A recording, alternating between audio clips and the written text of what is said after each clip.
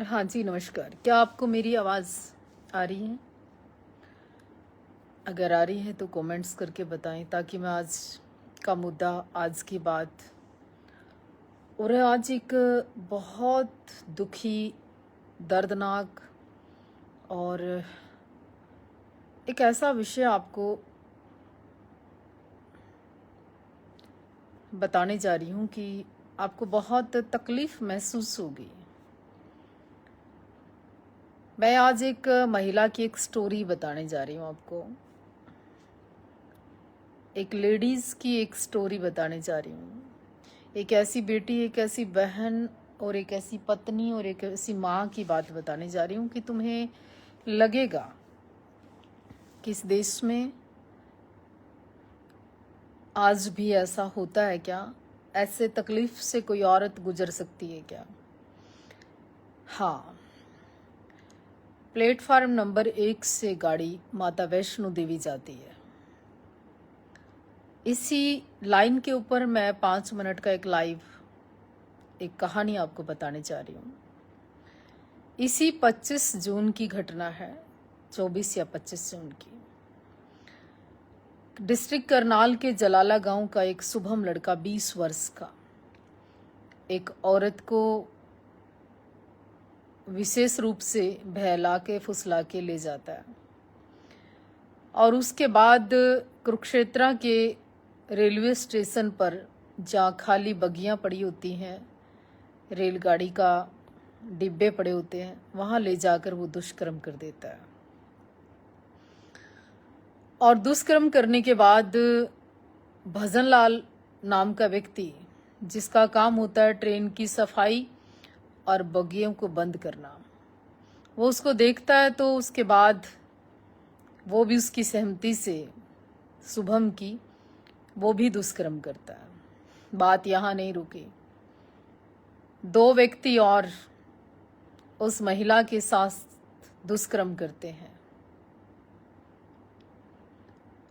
कुल 5 लोग उस महिला के साथ जबरदस्ती तब तक दुष्कर्म करते हैं जब तक वो बेहोश ना हो जाए, जब तक वो लाचार ना हो जाए। उसके बाद उस महिला को वो दिल्ली जाने वाली इस ट्रेन में बिठा देते हैं या डाल देते हैं, जो भी है। जब उसको सोनीपत जाके होश आता है, थोड़ा बहुत बेहोशी में उसके पाँव कट जाता है बग्गी में आने के कारण, और जब वो खून से लथपथ लोग उसको देखते हैं तो उसको हॉस्पिटलाइज कर देते हैं। लेकिन महिला कई दिन तक होश में नहीं आती। उसका पाँव कट जाता है बेहोशी की हालत में, और जब उसको थोड़ा बहुत ये पता चलता है कि हाँ, कि उसका पाँव कट गया, वो कहाँ थी, तो वो कहती है कि उसके साथ दुष्कर्म पानीपत में हुआ। सीआरपी और ये वो सारा प्रशासन खौज में लगता है। पानीपत और सोनीपत के रेलवे स्टेशन पर सीसीटीवी में वो कहीं भी कोई भी घटना नहीं आती। लेकिन वो जैसे महिला अपने दिमाग पर जोर डालती है, वो कहती है कि मैंने सिर्फ एक लाइन सुनी थी अंत में कि गाड़ी नंबर प्लेटफार्म 1 पर माता वैष्णो देवी जाने वाली ट्रेन आ रही है। तो ध्यान प्रशासन का कुरुक्षेत्र रेलवे स्टेशन पर आता है, और रेलवे स्टेशन की जब सीसीटीवी फुटेज खंगाली जाती है तो एक के बाद दूसरा, दूसरे के बाद तीसरा, तीसरे के बाद चौथा, 5वां, 5 लोग इस दुष्कर्म में शामिल पाए जाते हैं। मेरे बहुत नज़दीक का गांव है जलाला। उस गांव का भी एक लड़का शुभम नाम का इसमें पाया जाता है, जो मेन मुख्य आरोपी होता है। ऐसी घटनाएं आज भी, और ऐसे रेपिस्ट अभी भी 2 लोग फरार हैं उस केस में।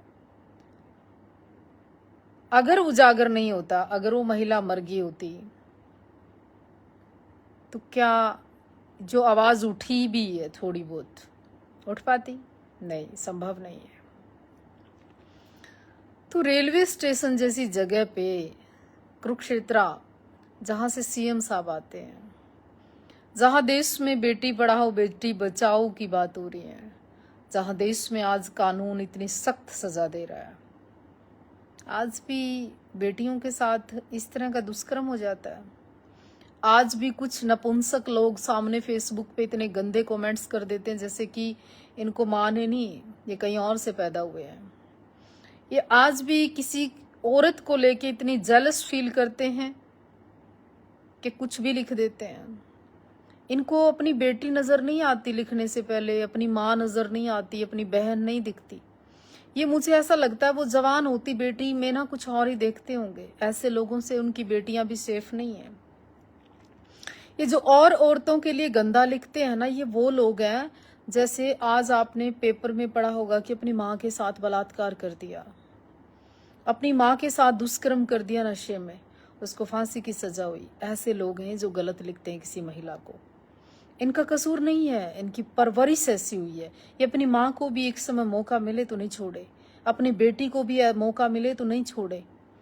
इनको जवान औरतें दिखनी चाहिए, इनको सुंदर महिला दिखनी चाहिए, इनको आधे कपड़ों में महिला दिखनी चाहिए।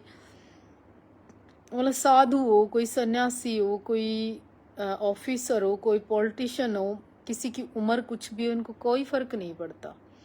इनको जिस्म की जो भूख है, इनकी सोच में जो इनके बलात्कार है, सोच में जो इनका शोषण करने का मानसिक जो शोषण ये करते हैं फेसबुक पे या सोशल मीडिया पे, वो बहुत खतरनाक है।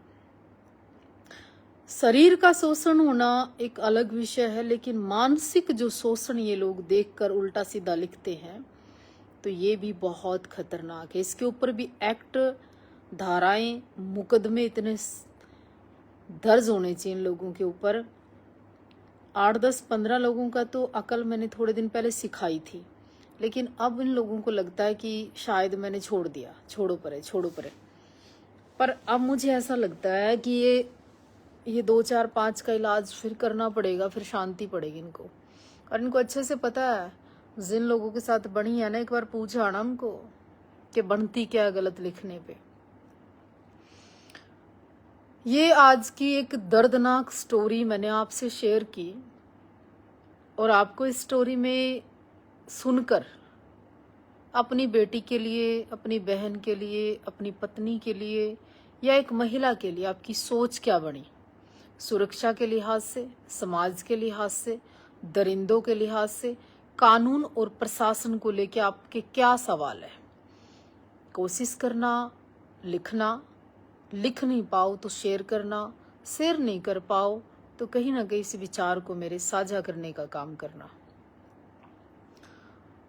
मैं जब इस आज घटना को सुन रही थी कि एक महिला के साथ 5 लोगों ने ट्रेन में रेप कर कर उसको ऐसी हालत में, ऐसे शरीर के साथ छोड़ दिया और उसका उसी सिचुएशन में पाँव कट गया, तो कितनी उसको तकलीफ हो रही होगी, उसको कितना दर्द हो रहा होगा, कितनी वो चीखी होगी, कितना वो चिल्लाई होगी, और वो अगला जीवन क्या जी पाएगी, कैसे कोर्ट की लड़ाई लड़ेगी, कैसे प्रशासन का सामना करेगी, कितने सवालों का वो जवाब देगी, कैसे अपने चरित्र को सर्टिफाई करेगी, है ना। और ये कहानी सुनकर भी कुछ लोग इतना गंदे कमेंट्स जो कर सकते हैं, तो क्या कहते हो आप ऐसे लोगों को? जवाब नहीं दे सकते क्या? एक भी मर्द या पुरुष नहीं बचा इस समाज में? क्या मानसिक गुलामी इतनी ज्यादा है कि कोई कुछ भी लिख दे? बड़े सवाल है ये, बहुत बड़े सवाल है। और उससे भी बड़े सवाल तो ये है कि फेसबुक को तो ये समझ लिया, सोशल मीडिया पे तो आने वाली लड़की, लेडीज, महिला को तो ये समझ लिया जैसे कि मतलब कोई ऐसी प्रॉपर्टी है।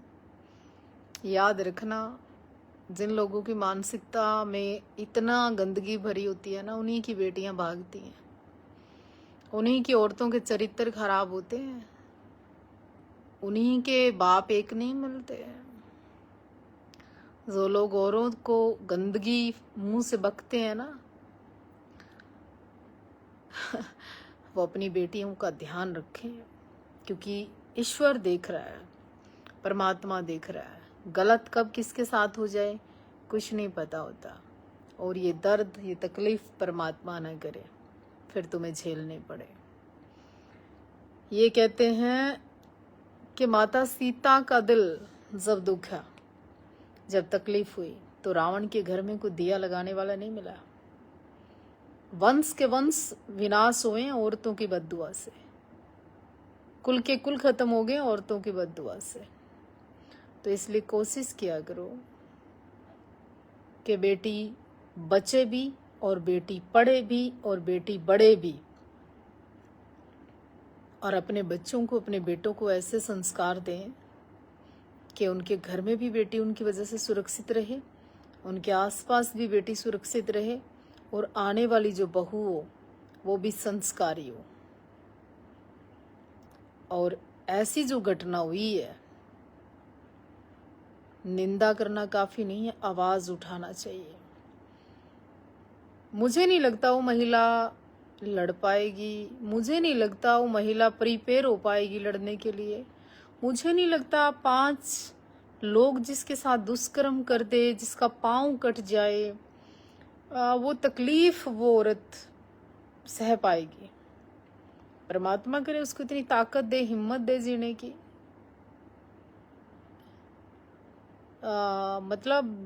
मैं कभी इमोशनल नहीं होती हूँ, मेरा हार्ट बहुत मजबूत है।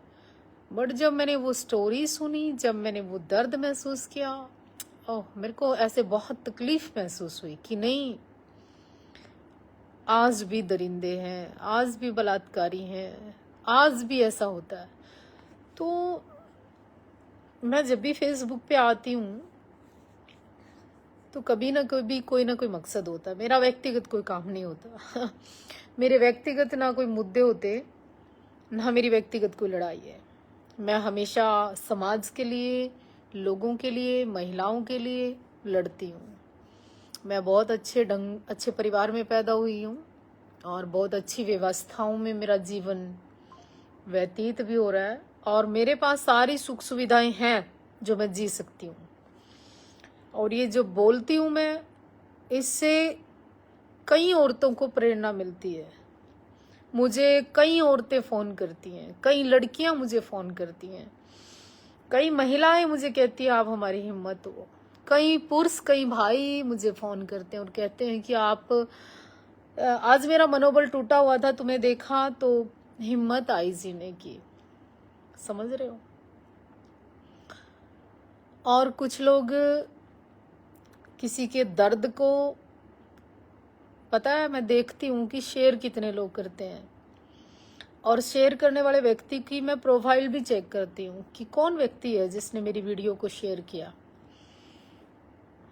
आनंद लेने के लिए नहीं होती सारी घटनाएं, स्वाद लेने के लिए नहीं होती है सारी फोटो में पिक्चरें। कभी कभी किसी का दर्द, किसी के इंसान, मर जाना है सबने, आपने भी मरना है। एक भाई अभी बड़ा उल्टा लिख रहा था किसी लेडीज को ऐसे महिला के सम्मान में, भैया जो तेरी बहन आज 16 साल की है उसने भी बूढ़ी होना है, उसने भी ताई बनना है। कोई जरूरी नहीं है कि सारी, और आपकी माँ भी वैसी नहीं रहा स्ट्रक्चर उसका जब तू पैदा हुआ था। तो ऐसे ऐसे ये शब्द जो आप इस्तेमाल कर रहे हैं ना, तो चाहूँ तो मैं 2 मिनट में तेरी FIR करवा दूँ, पर कुत्तों का इलाज और पागल कुत्ते का इलाज मैं ज़्यादा नहीं बोलना चाहती। तो जो ऐसे आरोपी है ना, ऐसे रेपिस्ट है, मैं चाहूँ चौराहे पर इनको गोली मारनी चाहिए, इनको फास्ट कोई सजा देनी चाहिए तुरंत प्रभाव से।